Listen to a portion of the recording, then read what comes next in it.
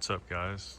I wanted to make this video for anybody that would be curious on how to turbo one of these 6-liter 2500 HDs with a rear mount setup. This one is cammed and turboed. It's got a Truck Norris Cam 6-liter. It's a L96. It's a 2011 2500. Full-size long bed crew cab. So now that I got this thing up on the lift, take a look underneath. I just have the oil running from this little adapter on the side of the block. It runs up through here, out of this oil cooler, into the top of the turbo. Oil then drains out of this dash 10 into this 3-quart reservoir that I made. It's an aluminum deal. It does have a little vent tube in the top. Ran to this Amazon, I guess oil lift pump, whatever you want to call it. There's the model number.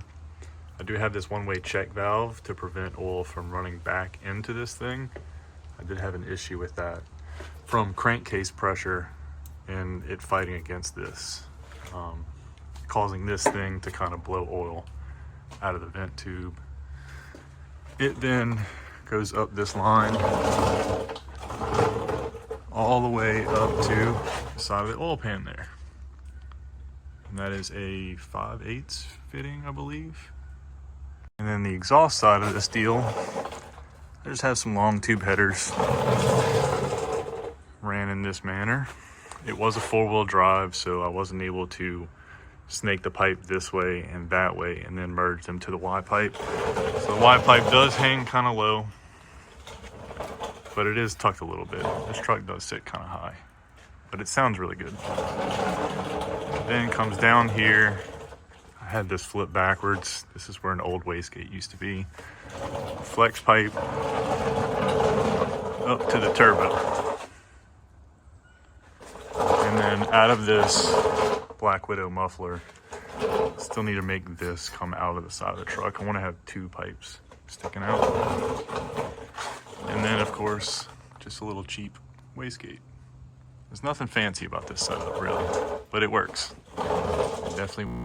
For the cold side of this deal, I just have this air filter. This is to prevent water from going into there. This is daily driven. Drive shaft was slinging water and it was getting on the MAF sensor, causing it to bug and stumble. But I got 3-inch pipe that follows the frame rail all the way up. The snake's really, really tight right here. The tire does rub a little bit. Maybe I'll notch this later at some point and slide it back to where it doesn't rub. But it goes up. And keep in mind, this is my daily truck, so it is very dirty. You know, underneath was not very clean. Even under the hood, it's not clean. It's just functional. But you saw the intake pipe, how it comes underneath the fender. I stuck the blow-off valve right there just because it seemed like an area that doesn't really get very dirty. If I had it up here, it would get kind of dirty. But the plumbing kind of comes up here, snakes across. It just goes through the intercooler, across this way. I had this long piece here, didn't really want to cut it. Up and over, MAF sensor in a really straight place. I did flip this around.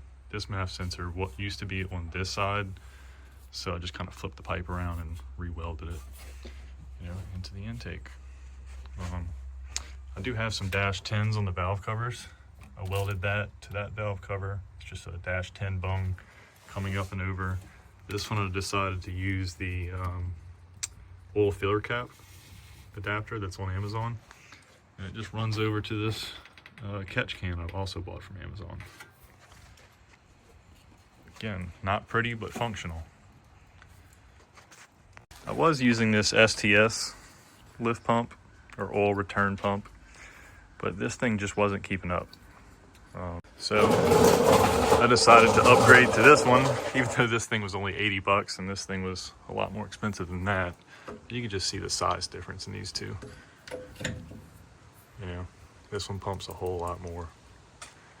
And if it goes out, I have another one laying on the shelf. You know, it is cheap. So these cheap parts I like to have laying around. I do have an extra GT45 Turbo laying around in case that one goes out. But it's still, you know, more cost effective than buying an expensive turbo. I'm still testing all of this before I go and make AN lines out of all this. You know, the primary reason I wanted to go with the rear mount setup was because I got a lot of compliments on how this truck sounded with the equal length exhaust.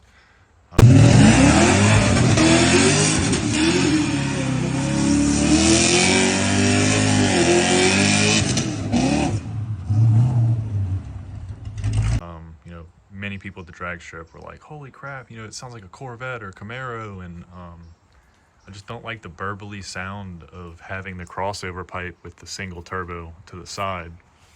I tried running this on the factory 44-pound L96 injectors, but after about, I don't know, 6 pounds of boost, I was definitely running out of injector, and it started seeing knock. So I just went ahead and got some Siemens Deca 80 genuine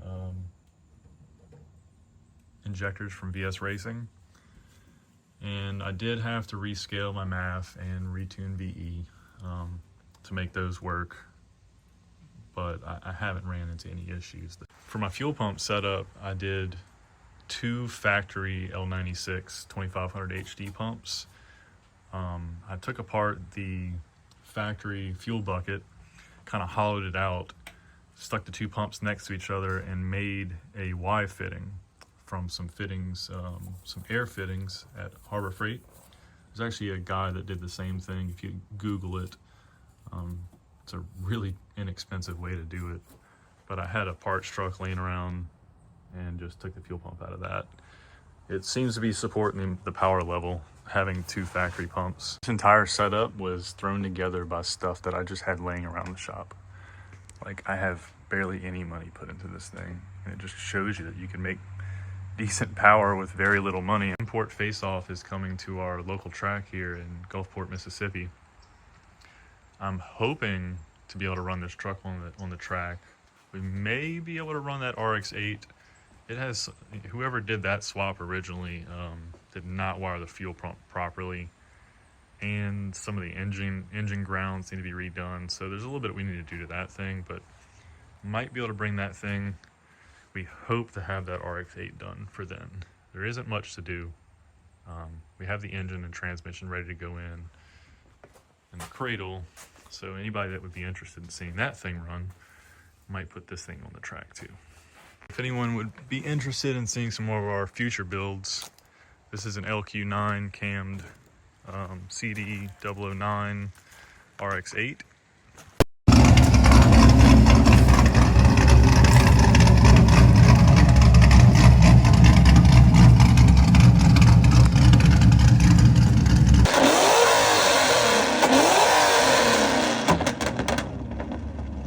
That is a 6-liter LS swapped 70. I think it's a 70 F100. We did full suspension on it from Scott's Hot Rods.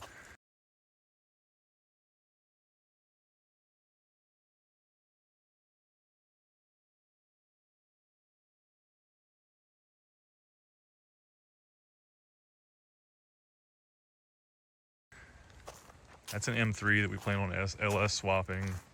We have a 5.3 for this Supra. This is a 5.3 turbo truck. It's just got an axle flip and posi unit in the back. That'll be my drag truck that's soon to come. And that is our 1,000 horsepower twin turboed L96 Trans Am.